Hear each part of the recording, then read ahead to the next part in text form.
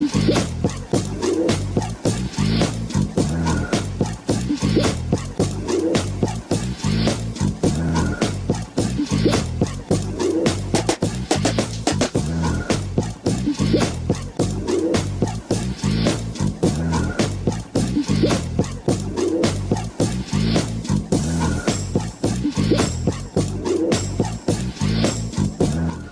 everyone, you are listening to and perhaps watching Calling the Audible, the official Division 3 podcast for Flag Plus Football. I'm your host, Pease Delariz.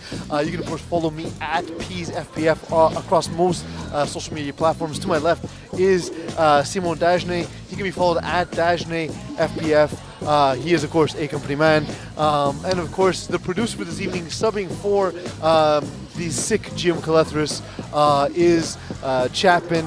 He can be found at most places where you keep food. We are also technically directed by our technical director, Eagle at Master Control. If you want to tweet the show live, you can tweet him at EagleFPF. If you tweet us, we will read the tweets live on the show. Nick Cage once proclaimed there to be a beautiful girl, or a bella bambina at 2 o'clock in Captain Corelli's mandolin. At my 2 o'clock, I have the Eagle at Master Control. Yet, one can dream. Get the jersey of your dreams at Sportira, official supplier of FPF uniforms, and Sportira Cage, home to Flag Plus Football podcasts. Simon, how are you? I'm as great as your eyes. Simon, I wanted to ask you what you thought I looked like this evening. You look... How can I say this? Well, he's pointing at me, you have very smooth hair, but I find it lame. I think my hair is beautiful. So I'll go with something like you are the watermelon to my fruit salad. And how would you describe Chapman?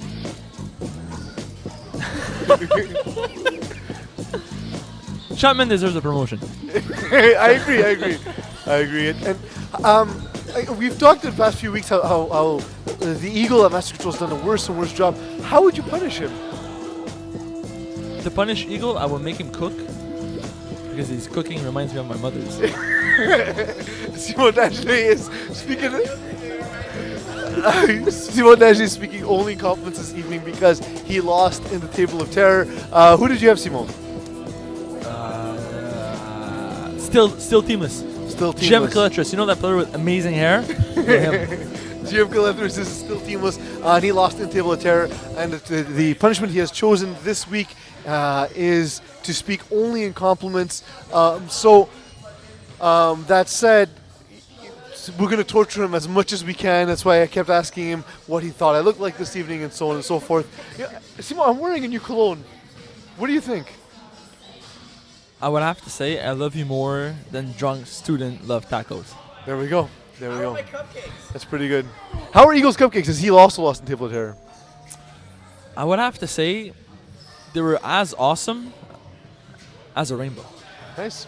The thing is, if you want to tune in to Table of Terror, it's available at live at 8 o'clock, around 8:15 each week, where we choose the teams at random out of the box of terror, and then each week, of course, we carry out the punishments live on the shows. Eagle at Master Control made some delicious cupcakes for us. He's also paying for drinks later this evening. It's a good time. Good times had by all. I'll tell you who didn't have a good time this week. It's FOE. They took on the Buddies, and they lost 13-12. For FOE, Kevin Lubin wasn't in this game. Still, their D gave Simon Valle fits. Are you surprised that they stayed focused despite them missing their quarterback for this game? Listen, FOE's defense looked a lot like Chuck Norris. Okay. Because? Well, everybody knows Chuck Norris. He's awesome. Explain how they look like Chuck Norris. Well, FOE's defense was really good. Honestly, it's not just because I have to say compliments. It's because they kept the Buddies to 14 points, which is basically something. If you keep a team to 14 points in Div 3, you're going to win football games. In this case, the fact that the quarterback was 13 points. 14. It was 14-12. 13-12. Same difference. He can't count. Different same. I can't count. It's different. But to be honest with you, the problem was the quarterback. The defense was really good. FOE played a really good team. Les Buddies adjusted well, but at the end of the day, it came down to FOE's offensive. Couldn't do anything after the second drive, whereas Les Buddies adjusted better. And we saw some blown coverages early for FOE. Did Simon Valley leave points on the table? Did he leave points on the table, or did FOE adjust in context of this game? No, I went the other way around. You were not listening to me. Okay, I was distracted. I apologize. No, Liberades couldn't score early on, and as the game developed, their offense actually emerged, and their guys were getting open, my and bad. they played better. But it was the other way So it's around actually for the FOE. buddies. So what adjustment was it that the buddies made that allowed them to score late in this game? Well, they picked Simon Valley picked the defense apart late in the second half. He actually managed to read the defense more properly. I think his players were telling him, "Listen, I'm open when I do this, that," and he actually managed to find ways to make it work. And listen, if you look at Simon Valley, like he's a good-looking guy. Like he's gonna figure it out. He is. How disappointing is it for FOE that Kevin Lubin was not available? Very, very. Listen, I don't know what he was missing. He had a game conflict with his other team. But if your you should fix that before the season. Your quarterback cannot be missing football games if you do not have a competent sub. So you're saying the sub is not competent? No. Or are you saying... In that case, the You're guy saying- didn't suit Lubin's shoes. He was not as amazing as Lubin is. That's fair. Not sure that was a compliment. What do you think... If you were texting Kevin Lubin right now because he didn't show up for the game, what would you text him? You're cooler than ice. 2.5 Dans were as cool as ice as they took on Fun Boys. What a game. They beat Fun Boys 46-12. I did say last week that 2.5 Dans would give Fun Boys a tough time because quote-unquote gimmick offenses work well against good defenses because they do the things you least expect. It's true. You're a bucket of awesome. You break them off. I always thought so. So this doesn't surprise me. 2.5 Dads is a way of getting you off your game. Is this what happened here? Listen, 2.5 Dan doesn't need makeup. Makeup needs 2.5 Dans. That's true. Fact. They played amazingly well. They derailed completely Fun Boys. They were not expecting... I don't know what they were expecting, to be honest. They were missing Phil Cutler, who was one of their best defenders, so that kind of hurts them. But at the same time, it's not an excuse. Mm-hmm. Fun Boys started off on the wrong foot. Danny McPhee got in Liam's shorts right off the bat, and Liam was completely out of his game, and he couldn't do anything after. Kevin, bring up while we're discussing this. Bring up 2.5 Dan's schedule thus far. What went wrong for Fun Boys? Everything, from top to bottom. So it sounds like you have nothing nice to say about Fun Boys. Is that the case? Well, I was talking to Mo during that game, and I said Fun Boys are not having fun right now. I would call them the serious boys. Or sad boys? No, they weren't sad. They were like Unhappy? frustrated. Frustrated boys. Yeah. Lacking happiness. The lacking happiness boys. But they're still number Great one. team name. They're still number one in my book. I got the schedule if you want. Read us the games, the results for 2.5 Dan so far. So they beat Pastor Prime 40-31. Okay. They lost Stop with to- the scores here. Just give us win loss. Okay, so they lost. Because- Pretty boy. There we go. Thank you very much. They lost the Ballbusters, beat the Mercenaries. They beat Jumpmans. Beat the Mercenaries by 4 feet. Forfeit. Must I say. By forfeit, yes. Forfeit. Yeah, My English is It's terrible. okay. No, it's all good. They beat Mongoose, lost to Grip and Rip, and then they won this week versus the Myself, Fun Boys, as you guys said. So is that what you expected from this? Because to me, those wins and losses are all over the map. Nope. I was not. Well, to be honest with you, I'm not going to say I expected Fun Boys to destroy them because I told Nardone before the game they're going to put up at least 3 scores on you guys. But I was not expecting a blowout whatsoever. I don't think you expected a blowout. Not a either. blowout, no. I expect it to be a closer game This than was this. fun. I thought it was going to be like a 26-20 kind of game, where they get last possession and win the game kind of thing, In this game, I would have to say that the Dan's body fat percentage really matched perfectly their height. They were on point. Rusty Ben Abdicator, has he been a good match? Has he had an interception and a touchdown this game? I don't like the fit of For this Rodgers roster in the specifically? Dans. Yes, he's an amazing player, but in that roster, I don't like the fit. But it's been working out well for them. I think he brings the knowledge they need to move up in the divisions. And his interception was off a tip ball. It kind of landed in his hands, so I won't give so much credit to him. That's But a he lot was of there. positioning. Like, He was there. that's the but- thing what Rusty does really well is he always tends to be around the ball, Yeah. right? On defense. And he made some great catches on converts, and that doesn't appear on the score sheet. And the touchdown he made was a pretty good grab, so I have to give that to him. He brings size to a team that's not big at all. What are some negative attributes you can assign to Fun Boys after this thrashing? They're not fun. They're frustrated. But they look really good in shorts. Okay. Except Nardo when he puts leggings on, kind of cheats. Negative attributes. No ego. They try don't too ball. much? No. Okay. Danny McPhee got in Liam's head right off the bat, and then he was hitting his receivers. He was hitting his receiver's foot instead of hands. His balls were falling 5 yards short every single time. But Liam Mulroney is still an amazing player. fair. No, the Dans got in their heads and they simply downplayed themselves. On a They look field- frustrated. It's not like nothing was working. It's simply like they were forcing footballs and it was not working for them. And at the end of the day, the Dans won the mental game. That's fair. In a game between Sea Assassins and Lassos, Sea Assassins won 44-31. Dan Lazara tossed 7 touchdowns. We saw Alex Blanchet have 3 of them. Olivier Barbeau, Tommy Rodley Trajados, and Quade Johnson all had 2 in the absence of Zach Jonio.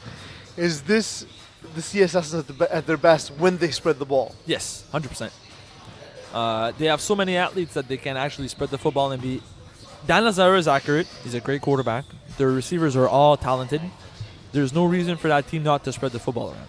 I believe they're all capable of putting the team on. Capable. That's horrible. Putting the team on their back, and he could be throwing 8 touchdowns a week by tossing 2 to each receiver. He doesn't need to focus on one single guy, and I believe they're much better when they spread it around because it forces a defense to be a 5-man defense instead of like 2 studs. That's fair. Zach Jonio only has 4 touchdowns all season. Why hasn't he been a bigger factor on this explosive offense? I haven't seen them play that much, so I'm not going to say something stupid that doesn't make any sense. But I have to say because everybody else stepped up. Okay, that's fair. I've actually seen Jonio drop more balls than we've expected. Seen balls, just timing between him and Lazara. Oh, you played them, right? Yeah, I did. And that's the thing, is he actually dropped the ball that would have tied the game and forced us to drive the field one last time. But I've seen that in other games as well. I've also seen just timing issues off between him and Lazara, which is surprising because he's the guy who's played with him the longest. That's true. Corey Kennedy helped get Lassos off to a hot start, leading 25-13 in the first half. What changed for him in the second half? I think they didn't adjust properly. They started off strong because the Assassins' defense has never been the strongest aspect of their game. So the Sos were putting up scores. Corey's not a quarterback, but he was making plays. He was making score happen. And then the second half, once the Assassin adjusted, the Sos didn't. They stuck to the same game plan, and it bit him in the ass. But as part of that is the inability to adjust when you don't have a true quarterback at the Yeah, it's position. tough. It's tough to manage everything at once. If you're looking down at the snap, trying to catch the snap and looking for your guys, it's tough to think about everything at once. And I think that's a lesson Corey learned the hard way. Lassos I'd have still pick him first in the kickball game though, because he's amazing. Lassos have a purple jersey. Purple is difficult for colorblind people to see. Do you find it particularly offensive that they chose the color purple? I don't understand the question. I'm not colorblind. That doesn't Well- sound very complimentary. But I would say that any color, that purple fits them perfectly. They look gashing in purple. Dashing, perhaps? Dashing. Dashing. Gashing. That's not a compliment. That sounds like Green Lantern Corpse, as we talked about in the Division 5 podcast. Dashing. I apologize. We're gonna set Samo up for more failure as we go up and take a look at the playoff standings when we come back from break. And we'll take a look at the picture right now and what we expect to see in coming weeks.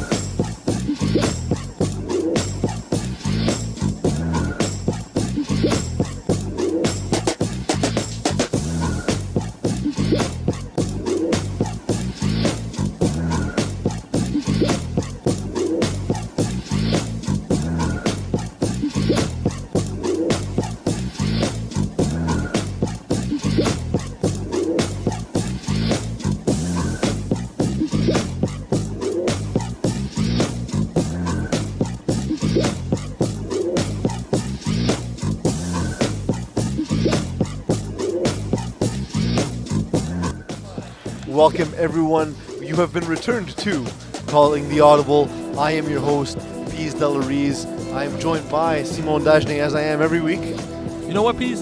I trust you to do open heart surgery to me, blindfolded. So if you were gashing, you would trust me to do the surgery. The producer for the show is Chapman. The Eagle at Master Control is our technical director. If you want to tweet the show live, of course, you can tweet at EagleFPF. Eagle, stop staring at the girls who just walked in and work on the show, please. Chapman, since Eagle's distracted, can you please read down the list of the standings? Start with Conference A and then Conference B. Classic. East and West. Okay, so in Conference A East, you have the Brotherhood in first place, 6-1. Killer Instinct 5-2. Sea Assassins 5-2. No, but I want to get the playoff standings from the spreadsheet. I don't have the spreadsheet. Well, you have it, so go. I have it, so I'll break it down. Apparently, I'm working alone today because you can only speak in bloody compliments and you don't have the I goddamn am information. utterly disarmed by Here your it is. Here it wits. is. Okay, so the Brotherhood, There we go. 6 In the wins. 1 seed. In the 1 seed. Laval's Finest in the 2nd seed. FOE in the 3rd seed. Killer Instinct in 4. BD Bandits in 5th. Sea Assassins in 6th. 7th is Predators. Triple Sixers in 8th. OTF is 9th. Mongoose 10. Les Baudet 11. Nuggets 12. And 3 Meta Mayhem is in 13th. And Lassos is mathematically eliminated. So by Idaho Lassos, 7. thanks for making it out. You guys got the worst luck, missing Raymond for 3 weeks. Then he gets injured a week after his return. It's, you know what? Have fun. They're a group of fun guys, so I'm sure they're the only people who would enjoy this season anyway. You're spontaneous. I love it. Chapman, that was the most boring description of teams I've ever heard. But on the Don't flip, sound like you're hating life. but on the flip side, you're amazing. Thank you. So, as we look at Conference A, is it safe to say Conference A is the stronger conference of the two? I love the way you pronounce conference. It's sexy. Conference. But yes. So when we look at some of these teams here, we look at Predators and Triple Sixers towards the bottom with 8 points, and OTF, Mongoose, and Les Baudets having their struggles, but not completely out of the picture. Do you see any teams dropping out and any teams making the jump in? I believe Predators are going to... Their stock are going to rise. Floriani is getting LT'er. He was injured in the previous season. He's not... James Softiani? Yeah, he's not 100%. I think he's going to... But you know what about James, though? Like, you complain a lot, but he makes baby smile. He does make baby smile. At least 3 of them. I've seen it happen. He's improving. His health is improving, and when he's 100%, he's a very good quarterback in Div 3. So it's just a matter of time for them, and I think they're going to stick in the playoffs. And as soon as playoffs comes around, they're going to be a very dangerous team. So the thing is, when you look at the bottom 4 teams, you look at Predators, Triple Sixers, OTF, Mongoose. I can't imagine a playoff scenario that wouldn't include all 4 of these teams. You know what I mean? Like OTF with their athleticism, Mongoose just being a team that's had so much success. Yeah, but in that's the Div past. 3 for you. That's Div 3 this season. It's I do not see any teams not able to compete. If it wasn't for Lassos and their quarterback problems, if François Raymond was playing for them, we wouldn't have any teams out of the playoffs. Everybody would. Division 3 right now is amazing. I'm surprised to see Triple Sixers having such a low standing thus far. The thing about Triple Sixers is they rely too much on Pat Jerome to carry them. They need a second guy to step up, and I haven't seen it yet. And if it all comes down to just Pat Jerome, yes, he's going to put up 5 touchdowns per week, but 5 touchdowns is not enough for them to win because their defense is not stellar.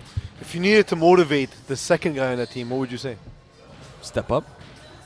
That sounds very complimentary. I know, but compliments doesn't really work for him to motivate. Well, it depends. I'm motivated by Have you ever had a compliments. coach? Yes. They don't take compliments. Yeah, good ones do. Good ones do. You had bad coaches, not my fault. Is that why you lost in the championship game? Perhaps. But, to be honest with you, I love how you look. Looking What at about- you make my cramps go away. I thought so. You do tend to get those cramps like once every 28 days or so. You're nicer than a day at the beach. To me. Does Nate Taylor's success surprise you as Killer Instinct as the 4 team right now? As a 4th team? Yeah. Yeah. They dropped. If it wasn't for that loss against Brotherhood, they'll probably be 1st or 2nd seed. But they're only 4th because of the way the division are built. They're just below Brotherhood because they lost to Brotherhood, so they're automatically 3rd. and then whatever happens with the head-to-head afterwards makes them fourth. But I don't think it really matters to them. As long as they stay in the top 4, they're going to head into the playoffs with a very good seeding, and they're going to battle it out. They're amazing players. Which two teams look like? Are there? Sorry, I see two. Are there any teams you think are cannon fodder for the first week of playoff action? Which teams? For me, Give me specifics. Sea Assassins. Okay. I don't think they have a strong enough defense to compete in the playoffs. Fair. Because we see them beating weaker teams and losing against the stronger teams. I would agree, but at the same time, these boys are fantastic. Looking. And BD Bandits, team carried by their defense, but you need to score in the playoffs in FPF. They do have Casey Cook, They do have Casey Cook, correct? which I don't. That is a fact. Oh yeah, I mean, like, You read the roster sheet. I mean, with him on the team, I don't understand how their offense is not more successful. It's quarterbacking. Mark Belvedere is a great athlete, and he's getting better each season, but he's not a guy who's come in off the bat and had amazing success. He's just been good. He just hasn't been a stud from day one in the league. And the league's getting stronger and stronger, and he's stayed more, let's say. BD Bandits are more fun than a barrel of monkeys. Nothing more fun about But they're not It's winning. a goddamn lie. But Dude, that game's amazing. they're not winning football games. That's fair. Chapman, please give us a breakdown for Conference B. Be a little more excited. Oh, I'll try. Please- Overreact to everything. Please lead a rebellion. Ballbusters have clinched the playoff spot. I can't lead a rebellion. Anyways, No, without more excitement, you can't. I can't. No, you're right. Dark Moose Returns is in second place. 2.5 Dan's in third. Grip and Gripe, or Grip and Rib, Grip and Grape is an awesome team name, though. fourth place. Fun Boys are in fifth. Wolfpack in sixth. And then Les Udistes are in seventh. And Jump Bands in eighth. And then after this, you have 9 through 14, who are all still in contention, surprisingly, which is good. Game Changers at 9th. Snatchers in 10th. West Park Boys at 11th. Mercenaries in 12th. Dirty Dogs in 13th. And then Past Our Prime, 14th. Didn't we clinch yet, Chapman? I told you Ballbusters Ballbusters, clinched. yeah, at the man. You beginning, are yeah. a fountain of inspiration for me. When I And hear you information as well. speak- yeah, and information. He's a fountain of everything. I think He's just a fountain. Pease's compliment is definitely more accurate. You're just a fountain. You are a fountain. That's it. You spit water. He's also a skilled driver. He is. He is. So, to me, this is a highly volatile conference, and I feel there could be a lot of movement because this is not how I expected this Agreed. division to look at all. Agreed. I React to my statement. think It's tough, man. I have to stick with compliments. Yeah. So I'll say you should be a poster child for poster children. Thank you. Posters made of posters. Be great. Awesome. Honestly, if you could, right now, if it was physically possible, you have birds landing on your shoulders. That's awesome, you are. Please don't. This is gonna be weird and awkward. Because eagle's a bird, you see. And Let's get back to he's Div perched 3 upon here. my shoulder. I don't know what to make Let's of get this. back to Div 3 here. Yes, please. React. Here, let me see what we're talking about. I was not expecting Ballbusters to be number 1 seed. Like, I was expecting them to play well, but I wasn't expecting them to be undefeated after 7 I thought weeks. it'd be like a dangerous 5-5 team or like 6-4 team. 100%. I expect them to be right above 500, but not undefeated. No. Whereas, like, Moose picked it up after a sloppy middle of the schedule-ish.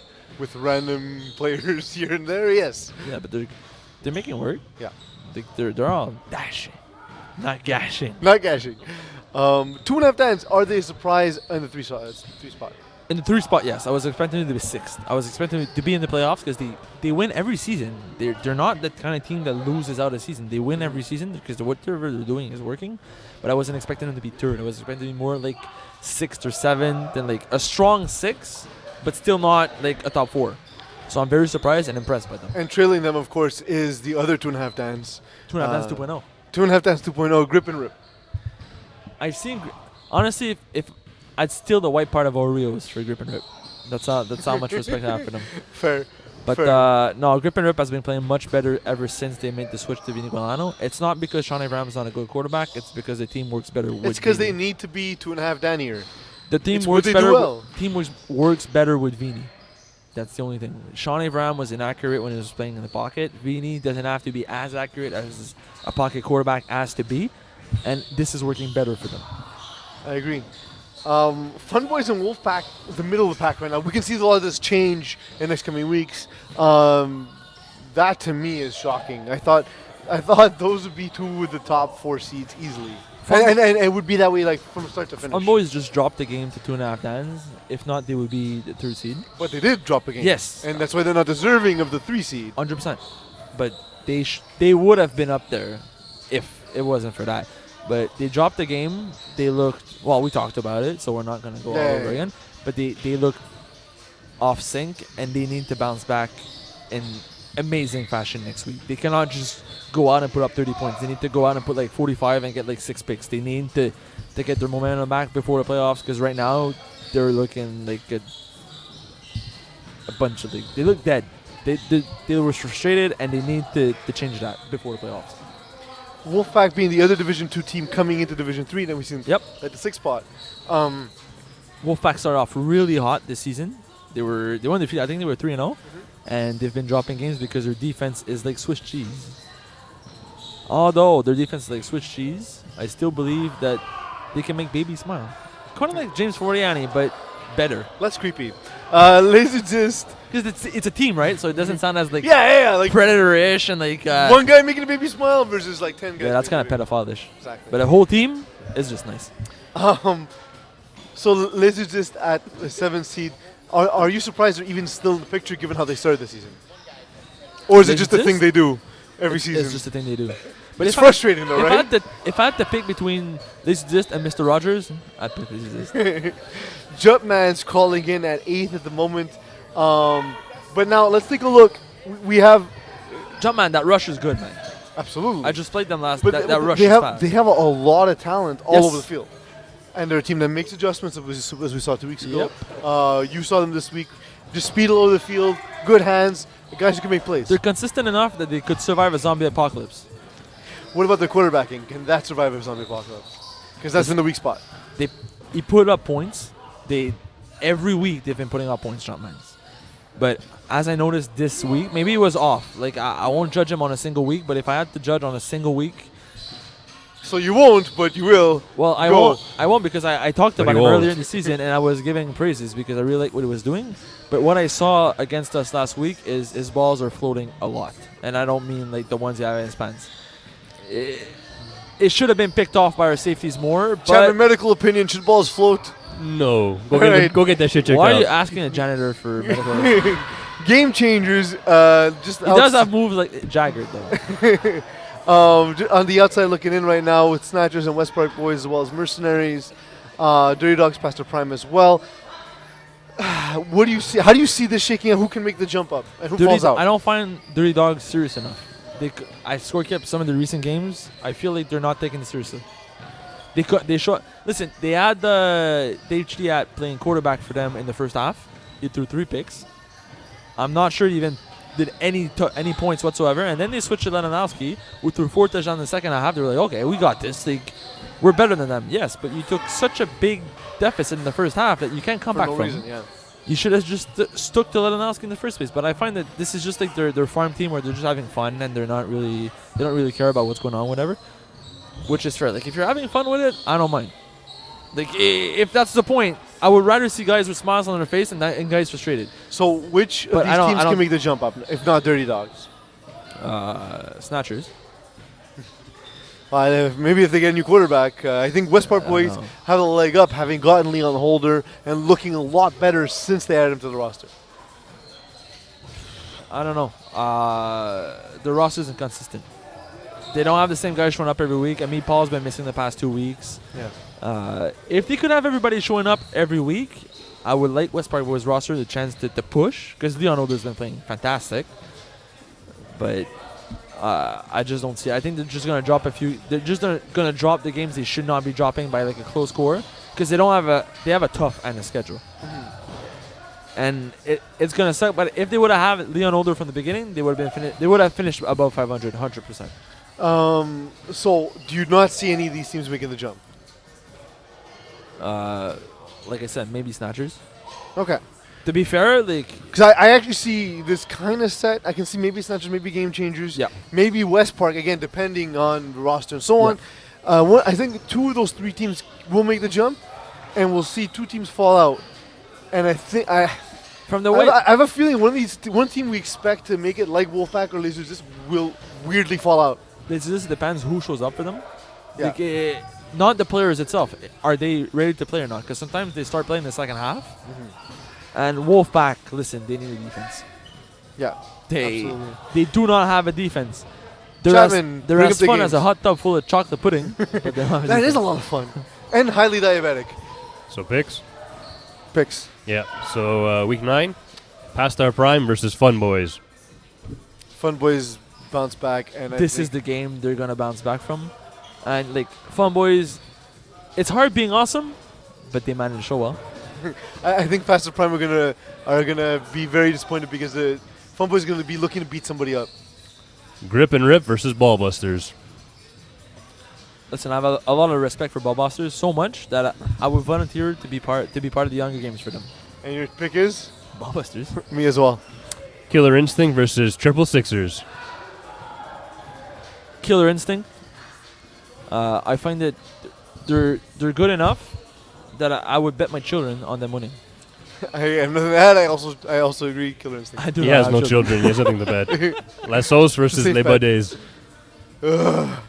Labor Days because the name is fun to say. Labor Days because they have a quarterback. BD Bandits versus OTF. BD Bandits because they look good with or without glasses. I disagree. I think OTF they have more to play for, and I think it's a mismatch for BD Bandits. Mongoose versus FOE. FOE because they have perfect bone structure. Agreed about the bone structure and the pick. The Brotherhood versus Sea Assassins. Brotherhood because they're more fun than Japanese steakhouse. Nothing's more fun than Japanese steakhouse. You take that back. I think Brotherhood will win. What's going to happen is basically they'll get a couple of stops, but Sea Assassins won't. Brotherhood wins. West Park Boys versus Mercenaries.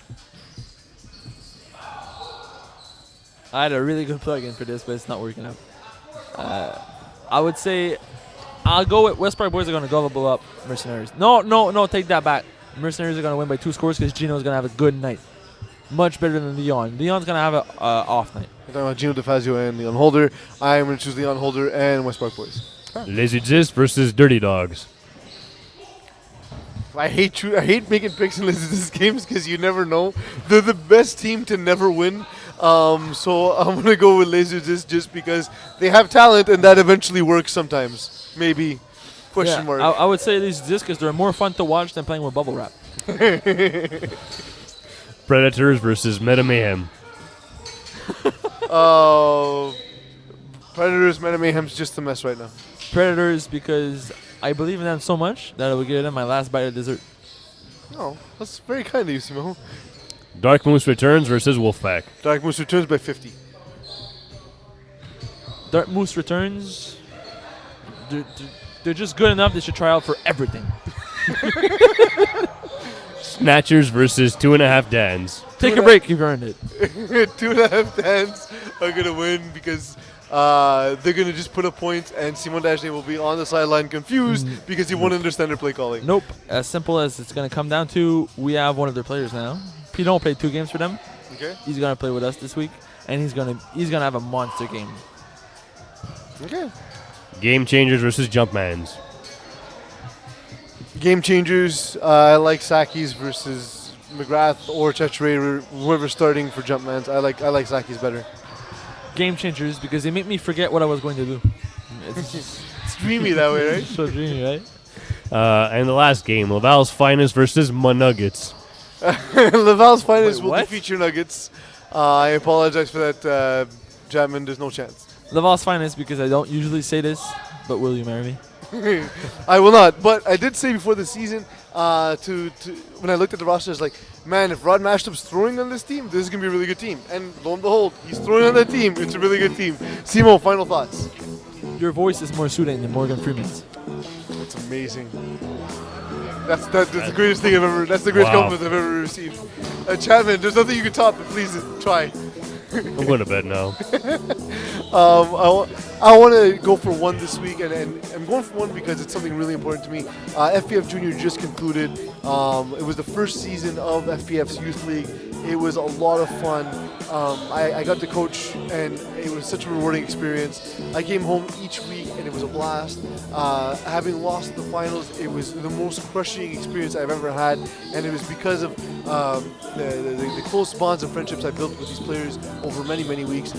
If you do have kids, if you are hiding refugees in your basement that are eligible to play, let them come out. It's a great time.